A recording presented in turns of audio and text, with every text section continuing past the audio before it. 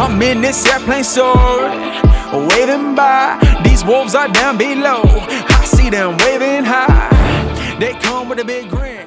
It's finally here. You guys have been spamming us with emails, DMs, and tweets about our opinions on the new Bittboy Pocket Go 2. Now, we didn't want to come out with an unboxing straight away and kind of tell you how it looks. This is going to be a full-blown review, and we're going to give you a reason why you should and probably shouldn't pick it up. So here it is, the Bittboy Pocket Go 2. We've actually got two of them, so I'm going to go ahead and give one away over on Twitter. There is a link below. Go ahead and follow us, retweet that tweet in the link below, and like it, and then we'll pick a winner in the new year. So if you want to get your hands on one, link below. So here it is. And one thing they've obviously heard from other content creators and probably us is that the packaging on the original Bittboy Pocket Go wasn't the best, and they've certainly upgraded it. So here is the new packaging of the Bittboy Pocket Go. Nothing special, but they're trying, and I respect that. You've got the Pocket Go on the front here. You've got USB-C cable, instruction manual, and some specs on the back. So let's jump right in. Here is the Pocket Go 2, and all I can say is that it feels great. Now, when I got hold of this a while back, it came with a couple of problems. Now, the first problem is that the screen wasn't on properly. So as you can see from this picture, when I opened it up, the screen was actually off. So I opened up the second unit and it was the same. Both screens were hanging off. It wasn't that much of a problem, so I just placed it back on and, you know, lined it up correctly, and it was fine. So I did email them or tweeted them saying that the screen was hanging off, and they said it's just this old glue that we're using. You don't have the final product, and the real units that will be shipping out around about the 20th of December won't have this issue. So you guys are lucky there. And with this issue as well, there was a bit of dirt and fingerprints in the lens, so you won't be getting that issue as well. So here you have it, the Bittboy Pocket Go 2, and straight off the bat, it is a nice size. Like, it's comfortable for us adults out there. You're not going to have any problems at all actually holding this thing for long periods of time. And as you can see here, they've gone ahead and chucked our logo on the back upside down. And yes, on the other unit that I'm giving away, it was also upside down. So every battery backplate that they've printed on is upside down. That's just bloody classic, isn't it? They tried, and they failed miserably. But hey ho. So specs wise on the new Pocket Go, you're getting a dual core processor with 1 gigahertz of CPU. So that's actually quite powerful. And yes, that can powerful your higher end games like the PlayStation 1. It also comes with a 3.5 inch IPS glass display, which is quite nice. They didn't go with any of that cheap plastic. And it also comes with 512 megabytes of RAM, and at the back here, a 2000 milliamp battery, which can probably get you, it got us around about 5 hours of gameplay on one charge. And you charge it by a USB-C up the top here. So big up Bittboy for doing that. I know a lot of these Chinese handhelds are adding just micro USB still, which is a bit old school. So I like that they are adding in that. So on the front here, you can see that it does look very similar to the older version here. It's just on steroids. It's much bigger. It would have been nice if we had replaceable buttons like on the original Pocket Go, but this just comes with your purple DMG colors, which I don't personally mind. So you've got your big screen, your D-pad, you've got your analog stick here, and I did message them about this as well, saying that it's quite slippery and you probably can't see it, but if my camera wants to focus, it probably doesn't here. But like, it spins round, you know, which is a bit annoying, and it's plastic and not rubberized. But they did inform me that the final units will be coming out with a rubberized cap, which is quite nice. But again, you might lose that if it gets caught in your pocket. And one thing a lot of people fail to kind of pick up on is that because it's pocket sized and quite slim, you've got the analog stick isn't sticking out. Like on the Retro Game 350, the analog stick really does stick out. So when you put the RG350 in your pocket, you will notice that the analog stick is just catching on your pocket, whereas this won't. So this can go in and out your pocket without any troubles at all. On the bottom here, you get 2 micro SD card slots. This is your first card slot is basically for your firmware. don't take that out. If you take that out, basically your Bittboy won't run. So your second one is where you install and play your own ROMs, but it does come preloaded with a bunch of games. So if you're not too knowledgeable about installing ROMs and downloading ROMs, you can pick this up and there will be a load of games already installed. I just needed to add in like Crash Bandicoot and Pokemon for my personal preference. On the top here, you do get 4 shoulder buttons, which is very, very nice. It's one thing that a few of the GKD 350H, which is coming out, which is going to rival this in January, doesn't have. So it's nice that they thought about that for your PlayStation ROMs and stuff. You get your power button up here, which is quite close to the second shoulder button. So if you've got really like fat Shrek fingers, you might be putting your Pocket Go to sleep now and then. Your USB-C, your headphone jack, and your volume up and down, which is really nice that they've done that. Some handhelds don't have that, and you've got to go into settings every time, and which can be a bit annoying. And then nothing on the side, which I don't mind. It kind of looks quite sleek. And going on to the front here, you got a speaker grill, which is incredibly loud. It's a nice speaker in there. You know, it's not Dolby digital surround sound. It's very much a classic stereo speaker, but it is loud. And they have a menu select and start button, which I absolutely love. This menu button is underrated because the amount of times where you have to like find what emulator you have to press certain buttons to get into the menu is really annoying. So having this menu button to just go through any emulator and get to the settings is very, very helpful. So I'm going to turn it on now and you'll get a look at the screen and stuff if I zoom in. But in terms of like comfortability, it is a very, very comfortable handheld. And at first I was like, is it going to be too slim? Like the Retro Game 350 has a bit more chunkiness to it. I don't know if you can see.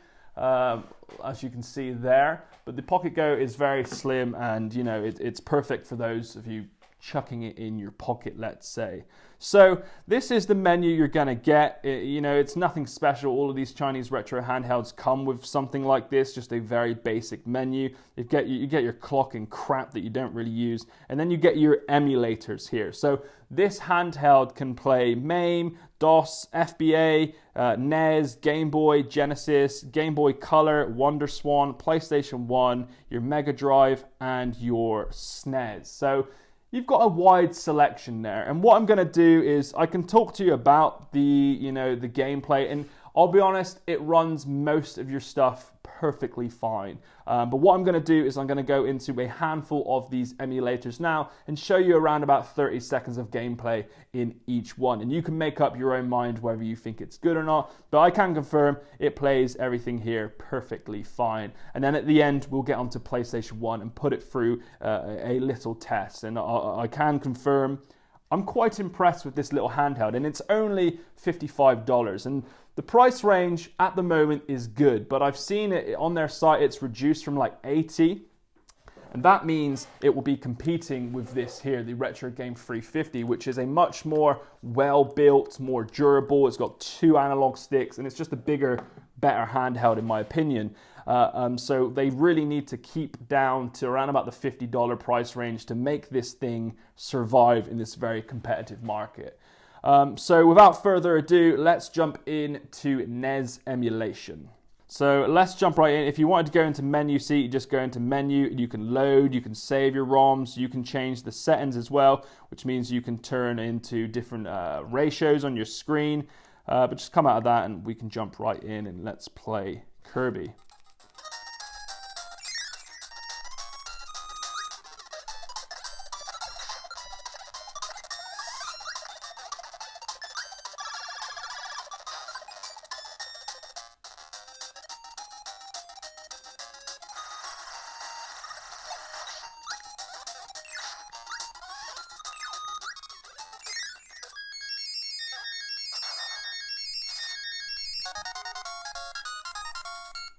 And as you can see here, it has added in a, I don't know what you call this. What do you call this? A bloody border, because obviously that is the normal aspect ratio. If I was to go into menu and click settings, I can imagine I can go into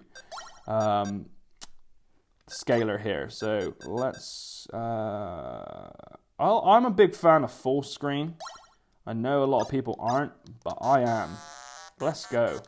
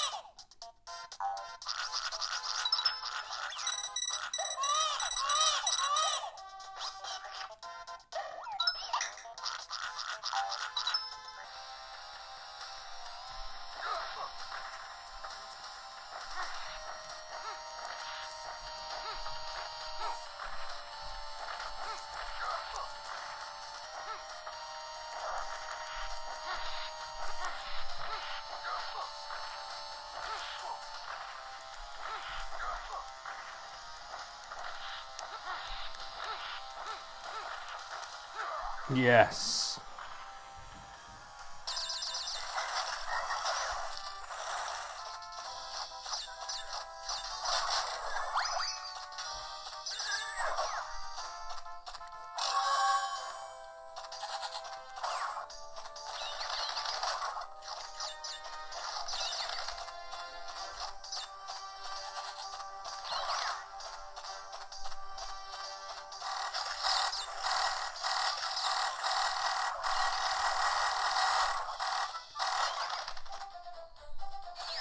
I was one away. So there you have it. A look at Crash Bandicoot playing on a PlayStation 1 emulator on the Bittboy Pocket Go. And I can confirm it plays very, very well. So that's a quick look there. I could go and show you the N64 emulator. I know some of you will want to see that, but I can confirm it barely works. So here's Super Mario 64, but it doesn't work. Look at that, like, slowed down, frame rate, it's not good. The audio is even worse. Like, if some of you can play like this, fair play, but I cannot, and I can't state that the Bittboy Pocket Go can play N64 emulation, because it technically can, but not very well at all. So there you have it, guys, a quick look at most of the emulators on the Bittboy Pocket Go, and I can confirm it runs them incredibly well, even the PlayStation 1 ROMs as well. So that's very, very nice, especially in a $50 handheld. This is one of the only ones doing it this well under the $60 price tag, which is great. The only downfalls I have of it is ones that they're potentially going to fix, or they said to us that they're going to fix, was the glue and the dirt in the screen. They're going to replace that or change the glue and get it fixed. And also the analog stick as well. They're going to add a rubberized cap on that, which is quite nice. And obviously the upside down logo here, which is kind of disappointing. It was a great idea, but they just executed it poorly. You can imagine the poor guy on the printer just putting them all in and seeing them all being printed out like, oh my God, what have I done? So he's probably fired now. But hey ho, you can get a blank one on their website in the links below as well, should you want to pick this up. But overall, a great handheld for $50. And the great thing about Bittboy is that they're always well priced. I just hope they don't go up to the $70 or $80 range, because I would advise picking up the Retro Game 350 instead. It's just more well built and does things a bit better than this, and it's a bit more powerful as well. So if it stays under $60, definitely pick it up because it's well built, it's pocket size, it's light, the screen's great, and overall just a really, really superb $50 handheld that's definitely going to be in our top 10 best retro handhelds of 2019 list on our website. If you don't want to pick one up or you can't afford it, don't forget to join the giveaway down below. We'll pick a winner in January. So definitely get involved with that. And as per usual, thanks for watching. If you enjoyed it, please do hit subscribe. See you in the next one. Peace.